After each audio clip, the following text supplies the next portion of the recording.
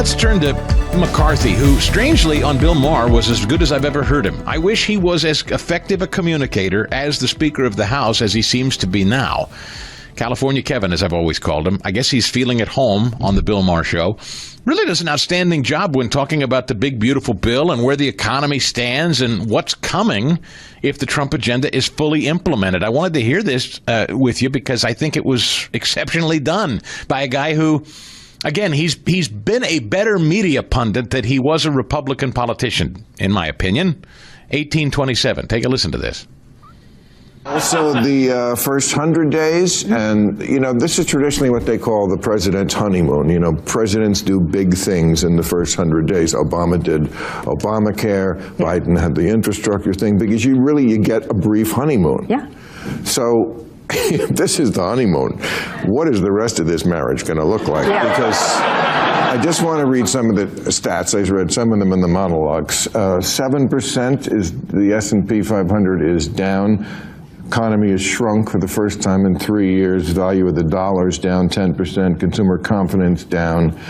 Trucking volume starting to tank.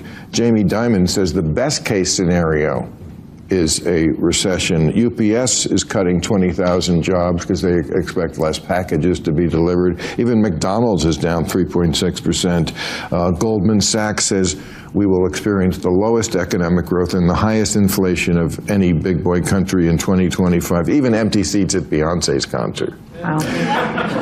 I guess what I'm asking is, Kevin, so everybody knows something except Trump. Or is it the other way around? We're all wrong, and he's got it right? We're not all wrong, but this is the point. A couple things you didn't mention. This is a stock market up for the first time 9 straight days. That's only happened 8 times in the last 25 years. Up from where it was way down. But you haven't been every single day for 9 straight days. That's only happened 31 times in 97. And why did that happen, I'm asking? Well, I think we've gotten over that. We know the tariffs are a negotiation. It's not going to stay this way. I think people are seeing the investment coming back. You look at the jobs numbers today, it surpassed the second time. And if you read into the job numbers, yeah, jobs were up. 9,000 jobs were cut in government, but the private sector has grown. So he's doing a disruption, but you're seeing kind of a little light at the end of the tunnel. Now, if they get in the next 60 days a couple trade agreements, I think you're going to see this market take off. Yeah, and to McCarthy's point, it sounds like this week the White House intends to announce at least 1, maybe 2 different countries that are going to come to the table with a formal trade agreement. That could come as soon as this week. He's right. U.S. payroll growth totals 177,000 jobs in April, defying expectations. Job growth was stronger than expected in April, despite the fact that thousands of government jobs fell off. See, this is what people, and we're going to get into this in more detail with EJ coming up.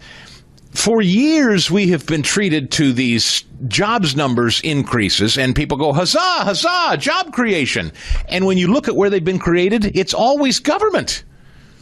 This time, we're actually losing government jobs, and the private sector is hiring again. That's extraordinarily good news. For full shows, live and on demand, it's Salem News Channel.